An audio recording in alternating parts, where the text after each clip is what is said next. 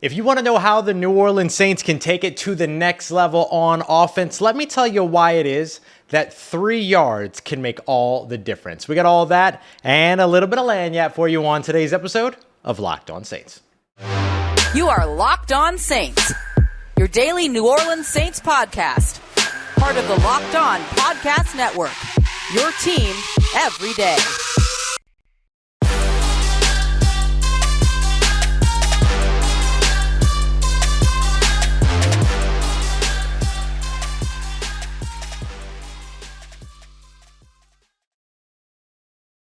What is good, Who Dat Nation and Who Dat family? Welcome into another episode of Locked On Saints, your daily podcast covering your favorite team, the New Orleans Saints, part of the Locked On Podcast Network, your team every day. Thanks so much, as always, for making Locked On Saints your first listen of the day every day. Don't forget, you can find us and subscribe for free wherever you get your podcast and on YouTube so you never miss the latest episodes. And if you want to keep up to date and carry on the conversation beyond that, you can always head over to joinsubtext.com/lockedonsaints. As always, I'm your host, Ross Jackson, at Ross Jackson Nola on Twitter, your New Orleans Saints expert, credential member of the media, senior writer and reporter over at Saints News Network, Sports Illustrated's Fan Nation site covering the New Orleans Saints. You can also find me every Tuesday on Locked On NFL and here with you every single Monday through Friday on Locked On Saints. And on today's episode, I want to let you know that it is brought to you by our friends over at Bird Dogs, the best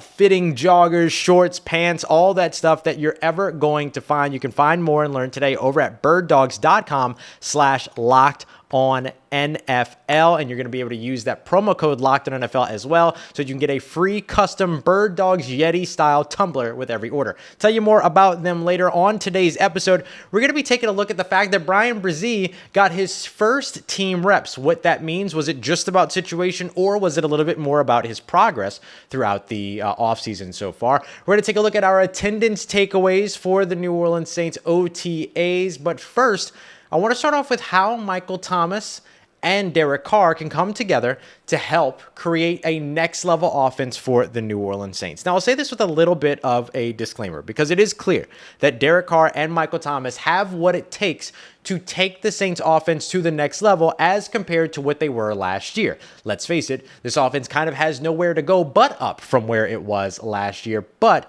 a big piece of why this all works is because of the way that these two have been working on their communication, yes, but also the way that a healthy Michael Thomas can change the game. And the big thing when it comes to how Michael Thomas changes the game is that he's only got to change the game for a few games. So even if you're worried about him not being able to make it past 10 games, things like that, 10 games of Michael Thomas will make that much of a difference. So we're going to get to all of that here on today's episode. I want to ask real quick, yesterday's episode, there was something weird with the audio. So we're here live on the Locked On Saints YouTube page. So I am going to use this as an opportunity to say, if you hear anything weird with the audio, please speak up. Please say something. I have no idea what happened in yesterday's episode. It fixed like partway through, but we're good here. So just let me know, depending upon what you're seeing here. Big shout out to Hoodie Jew, Gundam, everybody that is here up in the chat. So let's start off here with Michael Thomas and Derek Carr. Michael Thomas and Derek Carr both spoke to media after practice yesterday,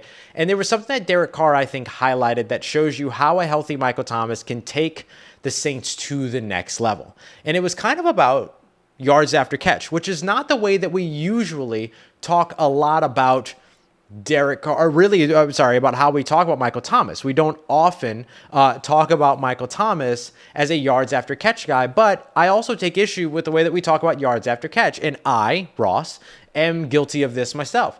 We tend to think of yards after catch receivers as the Rashid Shaheeds of the world, which makes sense. They certainly are. They're returners. Rashid Shaheed is, you get him the ball in space, allow him to be able to turn into a returner with the ball in his hands, all of that. And so there is something to be said about those players, but just because that is one way we look at yards after catch threats doesn't mean that this is the same way we should be looking at all yards after catch players, and that yards after catch can become something more than just that. So it's not the only way we should be talking about it. Thanks everybody who's clarified that audio is good today. Much appreciated. I see a couple of questions in the chat. I will circle back to those. One of the things that I highlighted about James Washington when the Saints signed him earlier on this offseason is that over the course of his career, he averages about 4.4 yards after catch. So that means that he'll catch a pass and then on average gain an extra 4 yards or so after he turns upfield. This is something that I think we need to start thinking about when we think about yards after catch, that it's not just the big explosive plays, although explosive plays are very helpful. We'll speak about why here in just a moment. But it is also catching a 5-yard slant or a 5-yard in or a 5-yard quick out and then being able to turn the ball upfield or downfield, but upfield or downfield and pick up another 2 or 3 yards. Here's why 3 yards matter.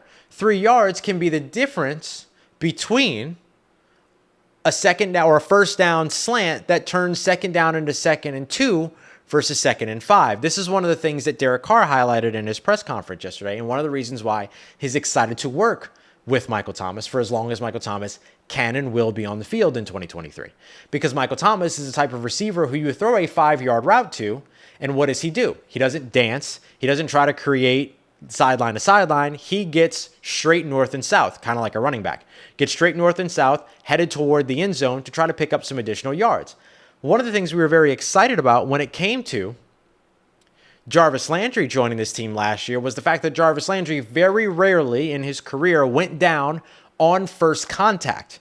That is true also for Michael Thomas. And even with Michael Thomas, if he does go down on first contact, he usually is at least falling forward or picking up a couple of yards on the way. Let's look back to Latavius Murray from days past, being 6'3", a guy that if he falls down and falls forward, picks you up an additional 2 yards because of how tall he is as a running back. Michael Thomas, 6'3", same thing. So what I mean to highlight here is that the way that the Saints can get to the next level is by moving the ball. And I know that sounds really basic, but if you think about last year, they had so much trouble moving the ball. They only converted right around 40% of their third downs, which isn't terrible, but it did put them 15th in the NFL last year. Look back to 2019, it was 41% that put him at 11. Look back to 2018 when Drew Brees and Michael Thomas were really cooking, and the offense was really cooking, and they were converting those third downs at 45%, which put them in the top 10. I think it was 5th or 6th. Good evening, y'all. So if you think about how the Saints can convert those third downs, it's by making them manageable and winning on first and second down. Now, the easiest way to convert a third down, which I think sometimes this is another thing that we kind of take for granted, and we just kind of talk about, oh, well, they went this for this on third down, and then just kind of leave it at that. Converting third downs is very hard in the NFL because it's the one time, particularly third and long, that a DB lines up opposite a wide receiver and says, I know what you're going to do. I know where you're trying to get. I know where you're trying to complete. I know your quarterback's trying to complete his pass. I know that you're going to be running a route. I know that they're not going to be running the ball. I know that if they do, then these guys up front got it taken care of. It is the most secure position for a cornerback or a DB, however it is that you want to look at it. So that all changes when you get to skip over third down. So that's why things like explosive plays are important. And the Saints did not have many explosive plays last year. In fact, they were tied with the Los Angeles Rams for least, depending upon what kind of metric you use. And when I say what kind of metric you use, I mean 20 yards for both rushing and passing, or sometimes some places will use 20 yards for passing, 15 yards for rushing.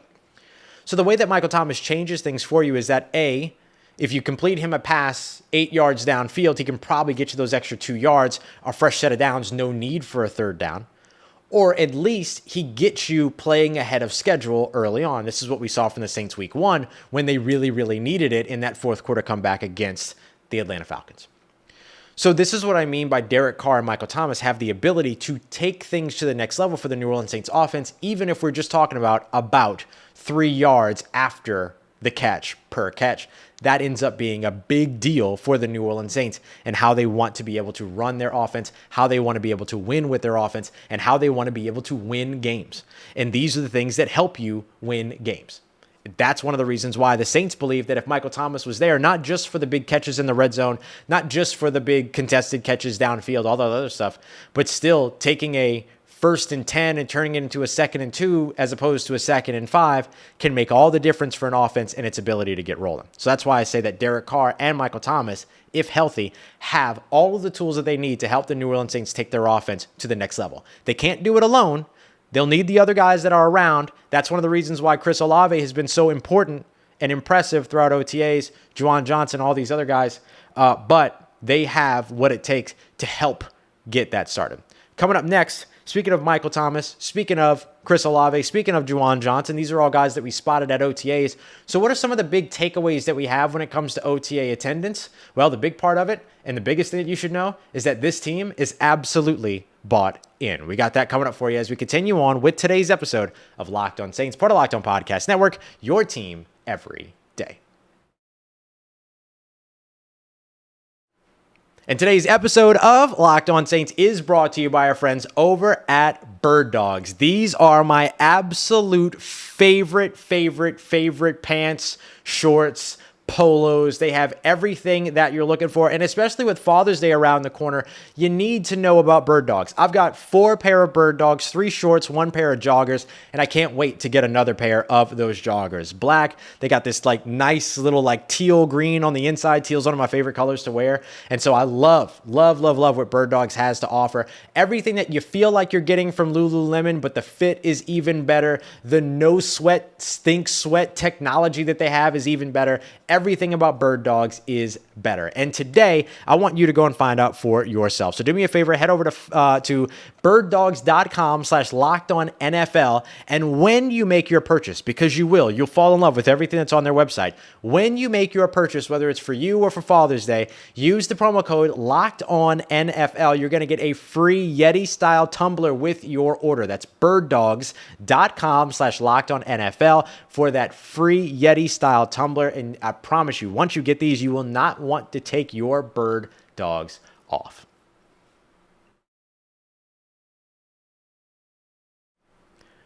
All right, family, continuing on with today's episode of Locked On Saints, part of Locked On Podcast Network. Appreciate you very much, as always, making Locked On Saints your first listen of the day, every day. For all you everydayers out there, whether you're joining us live or later, appreciate you very much for being here with us. Yes, I'm seeing that your team every day is in the chat. I love seeing that 777. So Sarah Toby, I appreciate you. I appreciate y'all very much for being here.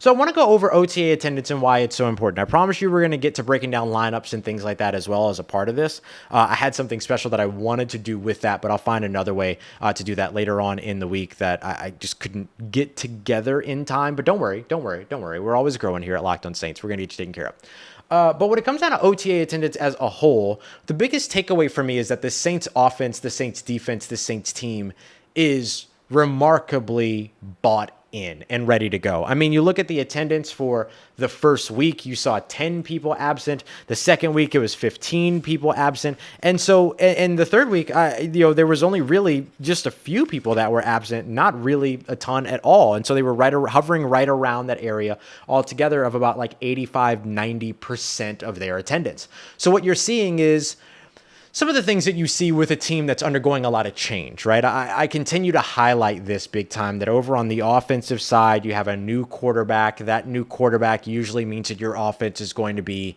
in attendance. Over on the defensive side, you have a brand new defensive line. That usually means that those defensive linemen, and because of that, the ripple effect, meaning that a lot of your defense will also be present. So some of it is circumstantial. Pammy, I'm going to get to Taysom Hill here in just a second, actually. Some of it is circumstantial, but the other part of it is that this team wants to win. And if they want to win, they've got to work. And so one of the ways to work is to show up for things that are voluntary. And you see it with Cam Jordan. You saw it with Demario Davis, who did 2 of the 3 weeks. Tyrann Mathieu did 2 of the 3 weeks. Derek Carr did all 3 weeks. Chris Olave out there balling out for all 3 weeks, all of that. So there is a whole lot of that you can see and say, okay, this team is very much bought in. And I think that's kind of the biggest highlight of what we learned about the New Orleans Saints this offseason. 777 says, the NBA Finals can wait. Ross is speaking on my Saints. I love it. I'm all about making it better to be a fan every day, so I hope I can do that for you. My second big takeaway goes to those that weren't present. And I want to start off with Taysom Hill, because I've gotten a lot of Taysom Hill questions. Is Taysom Hill hurt? Is there something wrong with Taysom Hill? Is Taysom Hill upset? Is he mad about the signings? Let me just be very real with you about what I genuinely think my opinion of why Taysom Hill didn't attend OTAs are. I have 2 reasons. The first of which is that it's voluntary. The second of which is that he's 32 years old. And he's not a 32-year-old quarterback that's protected time in, snap out all the time anymore. He's not that guy. Instead, he's the guy that's dealt with concussions, has dealt with a Liz Frank injury, that's dealt with a mallet finger injury or whatever that injury was called, that has dealt with a bunch of injuries throughout his timeline of playing sports, and is 32 years old, and now plays a position where he's asked to catch footballs, to run routes, to cut, to change direction, to operate in small businesses, to utilize his short area quickness, all of those things. And so getting him in at 32 years old and saying on a voluntary basis, go out there and put your body at risk, I don't blame him for not showing up. If he's not there next week at mandatory minicamps, then we can have a different conversation. However, the big thing is that you have, is that with the voluntary OTAs, there's not really enough. And keep in mind, too, that the mandatory minicamps are still part of phase 3 of the offseason, which means there's really no discipline to be had if a player doesn't show up for the, quote, mandatory OTAs or minicamp. That doesn't really start to matter until training camp once they come out of phase 3. So that's the way that I look at it with Taysom Hill. And I'm not saying that in an exasperated sense. I'm just saying that in like this is truly what I think is going on with Taysom Hill. Now, the interesting thing is that the Saints still intend to use Taysom Hill the same way. I don't want to dig too deep into it, but I'll tell you exactly what it is that Dennis Allen said out loud, and it was Nick Underhill was asking questions about this, so let me tip my hat to him, is that he'll still be in the tight end room, and they still plan to use him the same way that they used him last year. So he still has a role, and so I don't know if there's anything for him to be upset about. I don't think that it's injury related, which was Pammy's major question. So I don't think that it's injury related, but I do think that like it is injury related in that he's trying to avoid being injured. You know what I mean? So that's really what I would kind of attribute that to. And in my last takeaway when it comes to attendance, really comes down to the competitions. And guys like Alontae Taylor got a big leg up in their competition with Paulson Adebo missing 2 weeks of OTAs. Now, I don't know if Paulson Adebo missed 2 weeks of OTAs because of an injury that happened during the first week. I don't know what all that it is. I've already spoken on John Gruden. But like, not to be dismissive, but like I've talked to death about that already. I couldn't care less at this point. And I mean, I couldn't care less about John Gruden. I couldn't care less about the fact that John Gruden visited. That's all I mean. I don't care about you or about my opinions. It's just, ugh. But like when it comes down to the things with like Paulson Adebo and like these competitions, showing up is probably a good idea. And so you wonder if there was something that kept Paulson Adebo from being able to show up, right? Like a family thing or a personal thing or an injury or something like that. You know what I mean? So I think that that's the other piece that I look at and go, okay, well, that's the other part of it that's all impacted by that OTA presence, because Alontae Taylor looked great during his time with the New Orleans Saints throughout OTAs. Looked awesome throughout OTAs. There's not a lot of other battles that are going on out there, but you think about, wide receivers who either missed time or who were out there making plays and things like that. I mean, like all of that really factors in. And then the other piece of it is not necessarily competition, but getting an opportunity to see more competition. Not having Ryan Ramczyk, James Hurst, Nick Saldiveri, Andrus Peat, and Cesar Ruiz out on the field throughout all 3 weeks of OTAs. No problem, tell me.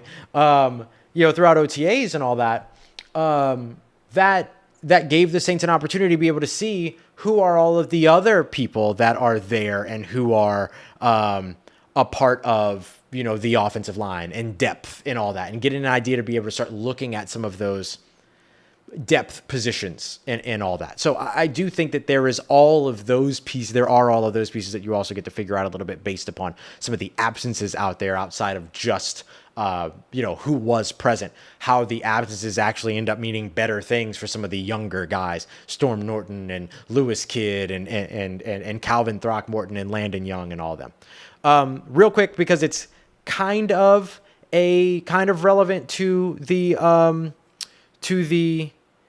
attendance question. Somebody I saw in the chat asked about whether or not Isaiah Foskey has signed his contract yet. No, he has not, but it kind of doesn't doesn't matter as much as we might feel like it does. Remember, Alontae Taylor, who was also a second-round pick, did not sign his contract until like July 21st last year, well into training camp. This always seems to happen with second-round picks because there's so much sort of change in terms of what the pay scale values are and all those other things. In fact, I think there's only maybe a handful, maybe 2 handfuls of second-round picks from this year's draft that have signed contracts so far. So Isaiah Foskey has been present. That's what matters. It's if he hasn't signed his contract and then stopped showing up, that's where things become a little bit more concerning. So I wouldn't be worried about that at the moment. All right, coming up next, I want to take a look at Bryan Bresee, who got a big opportunity on Tuesday in front of media. Was it about situation or is it about his progress? We're going to break it down as we continue on and wrap up today's episode of Locked On Saints, part of Locked On Podcast Network, your team every day.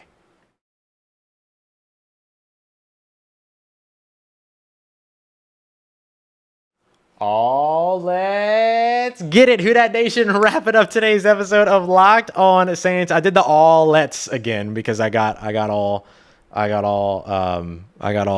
excited. Somebody asked like a little follow-up question real quick about the Isaiah Foskey thing. What if Isaiah Foskey doesn't sign his contract? He will. If he doesn't sign, he doesn't get to play football. It's that simple. And that's definitely not going to happen. So let's get to it here as we wrap up the show today. Bryan Bresee. Bryan Bresee is the point of conversation here for the end of the show. And I think that the big part of it is that he got those first team reps in OTA day, open to media, let's just say week 3. The specifics around what the Saints were working the third week of OTAs could have played into this because it was a lot of red zone drills. And so maybe it's that specific package and things like that and the specific situation where they want greater looks at Bryan Bresee. But in either case, I still think that him getting those additional reps at first team means something. It shows that the Saints have at least enough confidence in him to allow him into that opportunity because he wasn't starting there, right? He didn't start off playing with the first team. In fact, when it came to team drills, in terms of what media saw, we didn't really even see him get involved until the third team, which means we saw like maybe 2 snaps. Because oftentimes what will happen is that the first team will get, 5, 6, 7 snaps, depending upon what the structure of what they're doing is, unless they're doing, unless they're doing like 4 downs and they're trying to score in 4 downs and things like that. The second team will get about 4 reps, and then the third team maybe gets 2. Oftentimes it ends up being the case. So we didn't really get a ton of opportunity to see him early on in OTAs. But when we did get to see him in the third day of OTAs, he looked really good. And the thing that I liked about it was that you also heard Dennis Allen speak about him after after practice in his presser, to where he talked about the things that he liked about Bryan Bresee and what it is that he brings to the team. And some of the things that he highlighted, I'm just checking my notes here, which are like drenched from the rain. But some of the things that he highlighted about Bresee is that he brings you somebody that is quick twitch, somebody that can move well in small paces. He gives you a little bit of a burst. He gives you suddenness, quickness, all of these things. These are all things that we saw from his scouting report when we were researching the fit of Bryan Bresee as a potential draft selection for the New Orleans Saints before the draft. And I think that suddenness, that quickness, that ability to be a pass rushing, attacking interior is quintessential for what the New Orleans Saints want to be in 2023. Remember, Colin Saunders, better pass rusher than Shai Tuttle, but about the same when it comes to run defense. Nathan Shepard, better pass rusher last year than David Onyemata. In fact, Nathan Shepard was top 10 in pass rush win rate, which is a metric that Pro Football Focus uses in terms of breaking down how successful somebody is in a one-on-one pass rush situation. He was top 10, Nathan Shepard was, 16 spots better than David Onyemata, while ranking within 3 spots of David Onyemata in run defense. Now you add an attacker with suddenness, quickness, quick twitch ability, all these other things, and Bryan Bresee to that interior, it becomes, again, an attacking, pass-rushing interior. So I do think that there is value in seeing him early and seeing him with the first team early. And I do think that there's a chance that he starts off seeing maybe 20, 25 snaps in the first game, but then that grows to him having the lion's share of the rotation. John Hendricks, my buddy and colleague over at Saints News Network, and I spoke about this earlier today, that the idea of a guy like Bryan Bresee and Isaiah Foskey, for that matter, seeing like 20, 25 total snaps, 20, 25% of snaps early on in their career in the first couple of games would not be surprising. But after the first quarter of the season, I would expect for them to really bulk up and bolster more and more and more of the lion's share of those snaps. So I think that seeing Bresee get into the positions where he's getting these first team reps already during OTAs is massively important for him and his development, as well as the New Orleans Saints for tracking that development over time. So I just wanted to highlight Bryan Bresee getting those first team reps. Yeah, some of it could have been situational, but all told, it does have a lot to do as well with what he's been able to do and what he's been able to show that they would allow him to get up to that spot. And you might say, too, that Colin Saunders being absent from practice. Remember, Colin Saunders was absent because he was with the Kansas City Chiefs at the White House celebrating the Super Bowl victory because he was a part of the team, so he still gets to go. But last week, when Nathan Shepard wasn't there, Bryan Bresee did not get first team snaps in place of Nathan Shepard. They went to Malcolm Roach. So there is still a uniqueness and specificity in going to Bryan Bresee this week. So that's what I'll remind, or that's what I'll mention in terms of him being able to do that. I think it's a great thing for Bryan Bresee. All right, a couple of little things that I saw pop up in the chat that I want to make sure that I wrap up today's episode with. Somebody had asked if I think that the Saints could use depth at defensive end. I think most importantly, they can use veteran depth at defensive end. I wouldn't be surprised to see them maybe make a move there around training camp and as training camp begins. I'm not surprised to see that there's a lot of veterans right now that aren't interested in signing with a team when they would have to potentially go to voluntary OTAs or when they'd have to go to a mandatory minicamp. They'd much rather wait until training camp to get it done. So that's very likely when you'll see some of those additions get made. I saw somebody ask who is wide receiver 4. I think right now I would put Bryan Edwards in that spot, but Bryan Edwards did leave practice with an injury yesterday. So we'll have to wait and see if that was or it left the field. I don't know if it was an injury, but it was some kind of ailment at least. We'll have to see how that all factors in. He wasn't carted off or anything like that. It's just, he just walked off with a trainer. Was able to do it under his own power. Couldn't be nothing, but definitely something to watch because it could open the door for somebody else to simply come up and make some plays. Traquan Smith had a really strong day yesterday. Can he keep that up? The other thing that I saw was, should the Saints still go after Hunter Renfrow? Yes, I still do believe that as well. So I think that there is a good part of what I've got so far for you. So that's the way that I would look at everything in terms of the big questions that I see. 777 asks, do I think that Bryan Bresee would help with the Saints run defense, which struggled last year? Probably not right off the bat, no. And so I think that that's where guys like Colin Saunders, Malcolm Roach, Nathan Shepard end up doing that. And then you need to wait and see what you can get with Bryan Bresee in the coaching staff. And I'm only addressing this because I want to make sure that I clarify. I see a question here that's asking about John Gruden being a part of the coaching staff. John Gruden is not a part of the coaching staff. He was brought in for a week, for a couple of days, to visit with the offensive staff and visit with the quarterbacks. He's not in the facility anymore. He is not a staff member. He's not a part of the coaching staff. That's kind of the end of it. Malik Flowers looked pretty good too. Malik Flowers did look pretty good too. All right, so coming up tomorrow morning, we're going to go through the lineups for offense and defense. Sorry, we haven't done that yet. I'm just preparing some visual stuff to help with all that. So we're going to get to that tomorrow. And then we'll continue to break down some more around some of these guys that have been impressing for the New Orleans Saints. But I also want to get into some of the guys that needed to show up during OTAs and didn't really get an opportunity to, or didn't show that they could show out just yet. So we're going to get to all that as we roll through in tomorrow's episode of Locked on Saints. We'll also have another live episode tomorrow night. And then, of course, Friday, you'll have your Friday morning episode. So as always, y'all, I appreciate you so much for coming through for another episode of Locked on Saints, and for all the everydayers out there who have been enjoying 8 or 9 episodes every single week. I really love it. Really appreciate it. Again, tomorrow morning, tomorrow evening, and then Friday morning for this week, and then we'll be right back at it on Monday, unless there's breaking news over the weekend, which of course we will always be here for. Appreciate you as always. Make it Locked on Saints your first listen of the day every day, for making me part of your day, part of your routine, and as always for saying yes to me and the show. If you need anything else around your New Orleans Saints, of course you can always follow me on Twitter at Ross Jackson, NOLA. Hit me up. Let me know how the family's doing. Let me know how you're living. Let me know how your mom and them. And trust Who Dat Nation. I'll holla at you.